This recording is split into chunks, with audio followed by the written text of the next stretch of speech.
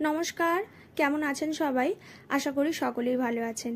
আমি চুমকি, আরও একবার আমার চ্যানেলে আপনাদের সকলকেই স্বাগত জানাই। আজকের এই ভিডিওতে আমি আপনাদের প্রিন্সেস কাট ব্লাউজ অথবা রাজকুমারী ব্লাউজের stitching process step by step করে দেখাবো। আর এই ব্লাউজের যে কাটিংয়ের ভিডিওটি আছে আমি অলরেডি আমার চ্যানেলে আপলোড করে রেখেছি। আর এই ভিডিওর ডেসক্রিপশন বক্সে কাটিংয়ের ভিডিওর লিঙ্ক দেওয়া আছে, অথবা আপনারা আই বাটনে ক্লিক করলেও ভিডিওর লিঙ্ক খুব সহজেই পেয়ে যাবেন। প্রথমে আমি এখানে ফ্রন্টের পার্টটা এক এক করে রেডি করে নিচ্ছি। সোজা পার্টের ওপরে লাইলিন পার্টটা এইভাবে রাখবো। এরপরে গলার ডিজাইন বরাবর হাফ ইঞ্চি করে পুরোটা প্রথমে সেলাই করে নিতে হবে।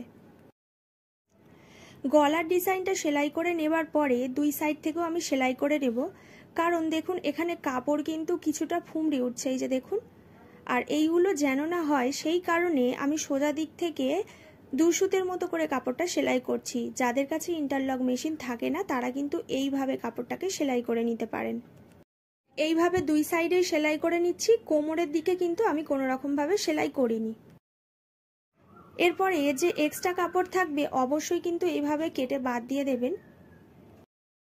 যেহেতু দুই সাইডে আমি দুসুতের মতো করে সেলাই করেছি সেই কারণে আমাকে কাট দিতে লাগবে না, কিন্তু গলার কাছে আমি হাফ ইঞ্চি করে সেলাই করেছি সেই কারণে গলার কাছে এইভাবে ছোট ছোট করে কাট দিয়ে দিচ্ছি।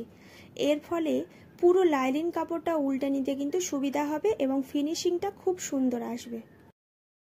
এইভাবে লাইলিন কাপড়টাকে উল্টে নেওয়ার কারণেই কিন্তু আমি কোমরের পাটে কোনো রকম ভাবে সেলাই করিনি।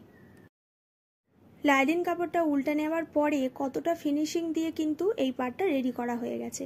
এরপরে আমি দুই দিকে দুটো পার্ট রেডি করে নিচ্ছি। যেমনটা আগের পার্টে করেছিলাম এই পার্টেও কিন্তু সোজা কাপড়ের ওপরে লাইনিং পার্টটা রাখবো। আর এখানে দেখুন আর্মহোলের কাছে আমি আগে সেলাই করেছিলাম, এখানেও কিন্তু আর্মহোলের কাছ থেকে দুসুতের মতো করে সেলাই করে নেব। যেমনটা আগের পার্টে করেছিলাম এই পার্টেও ঠিক একই রকম ভাবে দুসুতের মতো করে সেলাই করে নিয়ে এই লাইলিন কাপড়টা পুরোটা উল্টে নিতে হবে। লাইলিন পার্টটাকে উল্টে নিয়ে উল্টো সাইড থেকে পুরো লাইলিন কাপড়টা মেন কাপড়ের উপরে সেলাই করে নিয়েছি। তো এইভাবে দুই দিকের পার্টই রেডি হয়ে গেছে। এরপরে দুই সাইডে দুটো পার্ট ঠিক এইভাবে পার্টগুলিকে রেখে সেলাই করে নিচ্ছি। পুরো পার্টটাকে সুন্দরভাবে হাফ ইঞ্চি করে আমি এইভাবে দুটো পার্টকে জয়েন করে নিচ্ছি। আমার চ্যানেলে এর আগে অনেক ভিডিওতে আমি প্রিন্সেস কাটের কাটিং এবং স্টিচিং এই সমস্ত ভিডিও অলরেডি আপলোড করে রেখেছি। এই ভিডিওর ডেসক্রিপশন বক্সে আমি বিভিন্ন ধরনের প্রিন্সেস কাট ব্লাউজের লিংক দিয়ে রেখেছি।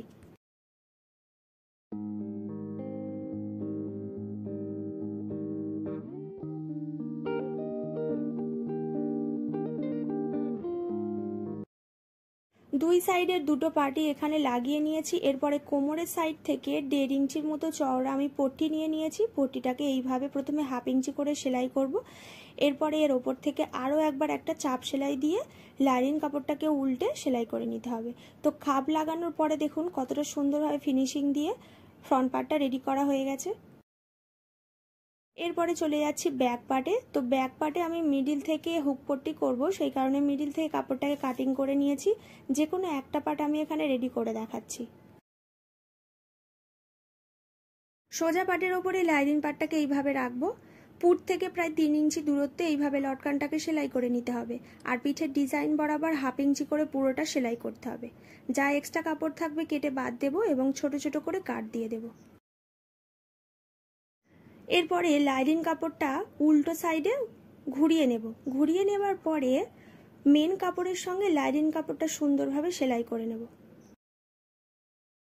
এইভাবে দুই দিকে পার্ট রেডি করে নেবার পরে দুই সাইড থেকে টেকিং দিয়ে দেব এবং কোমরের কাছে পট্টি লাগিয়ে নিয়ে হুক পট্টি রেডি করে নেব। দুই সাইডে দুটো পার্টই রেডি করে নিয়েছি। এরপর ফ্রন্ট পার্ট এবং ব্যাক পার্টের পুটের অংশগুলো প্রথমে জয়েন্ট করতে হবে। আমি এখানে ফিনিশিং দিয়ে কিন্তু জয়েন করছি, একটু ভালোভাবে মনোযোগ দিয়ে দেখুন। সোজা পার্টের ওপরে ফ্রন্টের সোজা পার্টটা এইভাবে রাখবো। এরপর এর ওপর থেকে লাইনিং পার্টটা এইভাবে রেখে সেলাই করে নেব।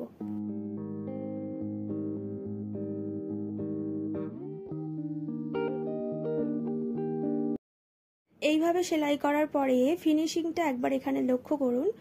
ওপরের সাইড থেকেও কিন্তু ফিনিশিংটা সুন্দর এসেছে এবং ব্যাক সাইড থেকেও আমি এখানে দেখিয়ে দিচ্ছি কোনো রকম ভাবে কিন্তু ভেতরের পার্ট দেখা যাচ্ছে না।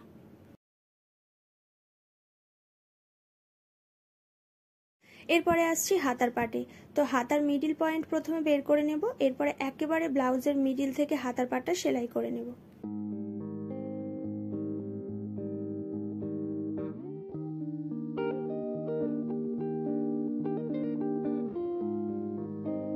কাস্টমারের ফিটিংস অনুযায়ী আমি দুই সাইড থেকে 2 ইঞ্চি করে এক্সট্রা রেখেছিলাম।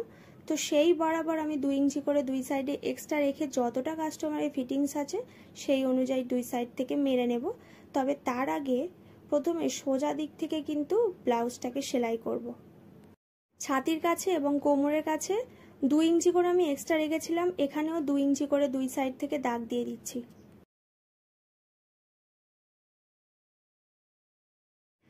প্রথমে ব্লাউজটাকে সোজা দিক থেকে 1/2 ইঞ্চির মতো প্রথমে সেলাই করব।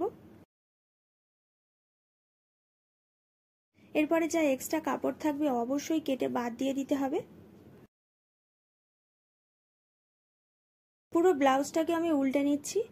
এরপরে 2 ইঞ্চি করে যে এক্সট্রা রেখেছিলাম সেই 2 ইঞ্চি দাগ বরাবর হাতার পাট থেকে কোমর পর্যন্ত সেলাই করে যাব। আজকের মতো ভিডিওটি এইখানে শেষ করছি। ভিডিওটি কেমন লেগেছে আমাকে অবশ্যই কমেন্ট করে জানাবেন, আর নেক্সট আপনারা কী ধরনের ভিডিও দেখতে চান অবশ্যই কিন্তু আমাকে কমেন্ট করবেন। উল্টো সাইড থেকে দেখুন সেলাই করে নেওয়ার পরে ফিনিশিংটা কতটা সুন্দর এসেছে, এবং ভেতরের সাইড থেকে বোঝাও যাবে না যে কিভাবে আমি ব্লাউজটাকে জয়েন্ট করেছি। তো ভিডিওটি যদি দেখে ভালো লেগে থাকে অবশ্যই কিন্তু লাইক করবেন এবং অবশ্যই শেয়ার করে দেবেন।